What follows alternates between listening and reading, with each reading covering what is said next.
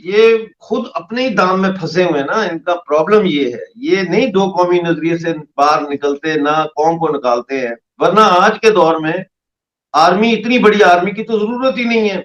आप पीओजेके और पीओजीबी जो है वो उसका मसला हल करें, इंडिया को वापस करें। वो इंडिया के साथ आप दोस्ताना ताल्लुकात बनाएं, और उसके बाद आप इंडिया के साथ डिफेंस पैक्ट कर लें कि भाई अगर किसी ने पाकिस्तान पे हमला किया तो भारत की फौजें हमें, हमारे लिए आके लड़ेंगी या दिफा करेंगी। मतलब डिफेंस पैक्ट कंट्रीज में होते रहे हैं, 70 में भी, 80 में भी। उससे पहले तो बहुत पॉपुलर थे डिफेंस पैक्ट।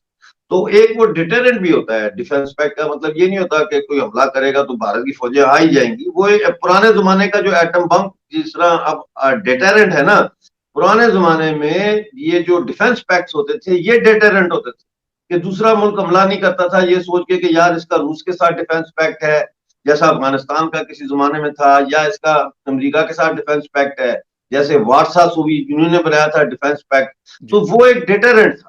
लेकिन इनके अंदर आपने शुरू में गुफ्तगू में कहा विल की बात की है, विल का भी मसला नहीं है।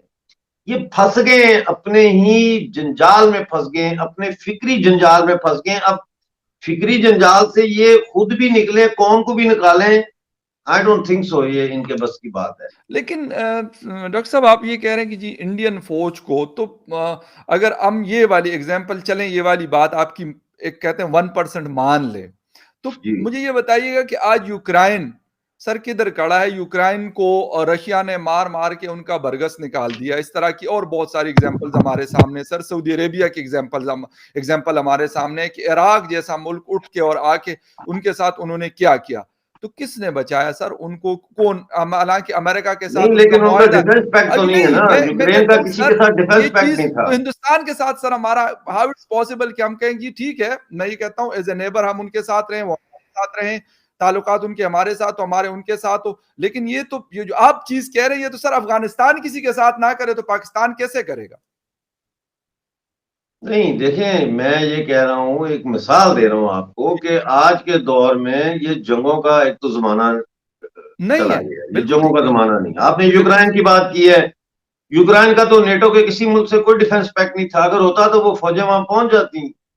मैं एक मिसाल दे रहा हूं कि जी आज के दौर में अगर आप वाकई पाकिस्तान की आर्मी कुछ को खत्म करना चाहते हैं, उसका मतलब है उसकी पैसे ताकत, जी तो फिर इतनी बड़ी फौज रखने की जरूरत नहीं है। आप भारत के साथ पीओजेके और पीओजीबी उनको वापस लौटाएं, उनके साथ अच्छे तजारती रवाबत कायम करें। कश्मीर के साथ भी आपके अच्छे ट्रेड रिलेशन होंगे, सेंट्रल एशिया के साथ भी होंगे। तो उसके नतीजे में आपको आर्मी की जरूरत नहीं है। और फिर आप इंडिया के साथ, एक बात कर रहा हूं मैं, कि डिफेंस पैक्ट का भी सोच सकते हैं कि भाई हमारा दिफा के लिए भारत की फौजें आए, और अगर कोई ऐसा हो, उस वो एक डिटेरेंट होगा कि दुनिया को पता है कि भाई पाकिस्तान के भारत के साथ दफाई मुआहदे हैं, तो कोई हमला नहीं करता। फिर ठीक। मुज़ाकरात ही चलते रहते हैं। वो लंबे हो सकते हैं, जैसे लस्सी में पानी डाल के उसको पतला करके ज्यादा किया जाता है, अच्छा लेकिन डॉक्टर हमला नहीं साहब, होगा, डॉक्टर साहब बदअज़मी नहीं होगी।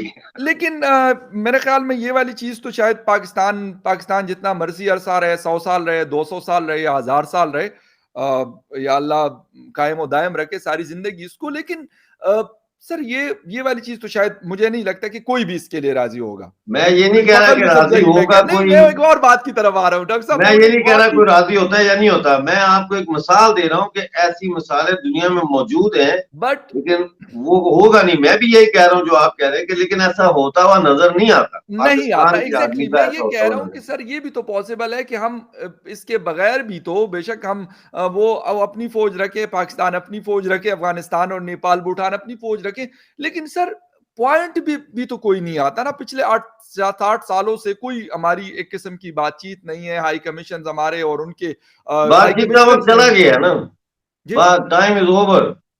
बातचीत नहीं होगी, अब बातचीत का वक्त चला गया है।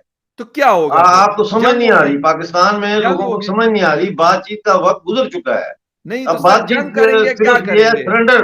पाकिस्तान आर्मी सिर्फ अब सरेंडर करे, बलूचिस्तान में सरेंडर कर दे बलोचों के आगे, और पीओजेके में लाइन ऑफ कंट्रोल पर भारत के आगे सरेंडर करके हथियार डाल दे। इसके अलावा पाकिस्तान आर्मी की कोई बचने की मुझे सूरत नजर नहीं आ रही। आप सर तो ये बात याद रखिएगा, मैंने 11 साल नहीं, पहले कहा था आर्टिकल लिखा था, गूगल पे चले जाए वहां आपको मिल जाएगा, डिफॉल्ट विद डिग्निटी, ये इज्जत के साथ डिफॉल्ट कर जाओ। उस वक्त आसिफ जरदारी की हुकूमत थी, वो सदर थे। और डाई इन डिस्ग्रेस, लेकिन आप लोगों ने डाई इन डिस्ग्रेस चुना। अब आप जलील होकर मर तो रहे हैं, लेकिन जलील होकर मर रहे हैं, इधर से मांग उधर से मांग, बजाय इसके कि आप खड़े हो जाते कि जो कर्जे पाकिस्तान को IMF, वर्ल्ड बैंक और दुनिया के मुल्कों ने दिए, इंक्लूडिंग अमेरिका, वो बदनीति पर मबनी थे, इसलिए कि वो फौजी आमरों के साथ उनके जो एग्रीमेंट्स किए गए। और कोई बैंक किसी को पैसा नहीं देता जब तक उनको ये गारंटी ना हो कि ये सस्टेनेबल इकोनॉमी है और यहां से हमें हमारा कर्जा वापस आएगा। तो क्या उनको पता नहीं था? ये एक सरमाए की गुलामी में हमें जकड़ा गया, पूरे पाकिस्तान को जकड़ा गया, पूरे एशिया को जकड़ा गया, पूरे अफ्रीका को जकड़ा गया, और ये बदनीति पर मबनी थे। मैं कहता हूं कि इन कर्जों की वापसी की कोई गुंजाइश नहीं है। ले जाए पाकिस्तान को आलमी अदालत में और साबित करें कि उन्होंने बदनीति पर ये कर्जे नहीं दिए। IMF बदनीति पर कर्जे देता है, वर्ल्ड बैंक बदनीति पर कर्जे देता है। इनका मकसद मुनाफा कमाना है। ये इकोनॉमियों को खा जाते हैं, निगल जाते हैं और अवाम का खून निचोड़ते हैं। लिहाजा ये जो कर्जे पाकिस्तान पर आज चढ़े हुए हैं, फौजी आमरों ने शुरू किए इतने बड़े बड़े कर्जे लेने, और फिर उन्हीं की प्रॉक्सी जो सिविल गवर्नमेंट्स है उनके जरिए उन्होंने और कर्जे लिए। तो ये तो इंटरनेशनल कोर्ट ऑफ लॉ में मुकदमा चलना चाहिए इनके ऊपर जो उन्होंने कर्जे दिए। बिल्कुल। अच्छा डॉक्टर साहब, आप की मैं अभी भी थोड़ी देर पहले शो से पढ़ रहा था कि आप कह रहे हैं कि जी जम्मू वाला जो रूट है उसको खोला जाए, आपस में ट्रेड किया जाए, ये उसमें आपने कुछ सजेशंस दी हुई हैं। तो इज इट पॉसिबल, क्योंकि कश्मीर के कुछ यहाँ पे जो कश्मीर के लोग हैं, कुछ मेरे जान पहचान वाले, उनसे भी मेरी बात हुई, कुछ उन साइड के कश्मीर के लोग भी कहते हैं कि हाँ यार, ट्रेड हमारे बीच में पहले होता था लेकिन अब कुछ सालों से बंद है। तो आपने भी सजेशंस दिए हुए, तो ये पॉसिबल है कि पहले जिस तरह होता था, गाड़ियां आती जाती थी, सामान आता जाता था दोनों अतराफ से, और लोगों का कारोबार भी चलता था, लोगों की जिंदगी, यकीनन कारोबार जहां पे भी होता है, लोगों की जिंदगियां उससे बदलती हैं, बेहतर होती हैं। देखिए, बात यह है कि बसें भी चलती थी, दोस्ती बस, जी तजारत भी होती थी इधर पुंछ में, और दूसरी जगहों पर ट्रेडिंग पोस्ट बनी हुई थी। एक्सक्यूज मी, दूसरी तरफ राजौरी वगैरह में और मंडी में ट्रेडिंग पोस्ट थी। माल आता था, उतरता था, वो वापस चले जाते थे ट्रक्स। इसी तरह यहाँ से वहां जाता था, उतरता था, ट्रक वापस आ जाता। और फिर ये जो क्रॉस फायरिंग हुई और सारा, तो ये बंद हो गया। अब तो पिछले साल 25 फरवरी से लाइन ऑफ कंट्रोल पर सीज फायर है। जी बिल्कुल। और अब इस 25 को 1 साल हो जाएगा, फरवरी को। तो अब दूसरी तरफ ये है, मैंने तो ये सच्ची बात है, जो मैंने ये बयान दिया है जो आज छपा है सारे अखबारों में, जी बिल्कुल, वो बयान का मकसद अपनी कौम को बचाना है। देखें, इस वक्त हमारे जो POJK के लोग हैं भूखे मर रहे हैं। एक बंदा 16 जनवरी को क्यू में खड़ा था आटा लेने के लिए, हार्ट अटैक हुआ उस बूढ़े आदमी को, वो मर गया वहां। 20 तारीख को परसों यानी कि नकियाल में बहुत बड़ा मुजाहरा हो रहा है, वो कह रहे हैं कि हम लाइन ऑफ कंट्रोल की तरफ जाएंगे। इसी तरह और जगहों पे 740 किलोमीटर का जो हमारा बॉर्डर है, लाइन ऑफ कंट्रोल जिसको कहते हैं, बिल्कुल, उसके मुख्तलिफ जो पॉइंट्स हैं, वहां से अब लोग ये सोच रहे हैं कि हम पैसे लेके बॉर्डर लाइन ऑफ कंट्रोल पे जाएं और इंडिया को कहें कि आटा लाओ हम खाएं। जय हिंद दोस्तों पाकिस्तान अधिकृत कश्मीर यानी POK के सबसे उत्तरी इलाके गिलगिट बाल्टिस्तान के लोग पिछले कुछ दिनों से पाकिस्तान के साथ मिलाए जाने की मांग कर रहे हैं। महंगाई, बेरोजगारी से परेशान इस इलाके के लोग पाकिस्तान सरकार की भेदभावपूर्ण नीतियों से तंग आ गए हैं और अब भारत के साथ आने के लिए प्रदर्शन कर रहे हैं। लोगों का कहना है कि दशकों तक पाकिस्तान की सरकारों ने उनके साथ भेदभाव किया और उनके क्षेत्र का शोषण किया। सोशल मीडिया पर प्रदर्शन से जुड़े कई वीडियो सामने आ रहे हैं, जिसमें देखा जा सकता है कि गिलगिट बाल्टिस्तान के लोग भारी संख्या में सड़कों पर निकलकर प्रदर्शन कर रहे हैं।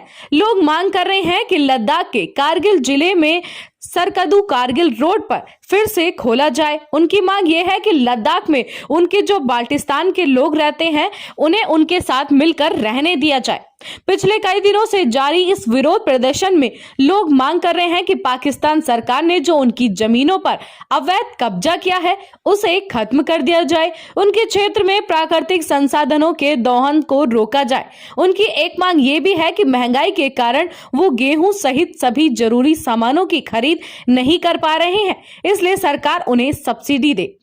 तो दोस्तों, इस रिपोर्ट पर फिलहाल इतना ही। आप हमारे साथ देखते रहिए इंडिया वेब न्यूज।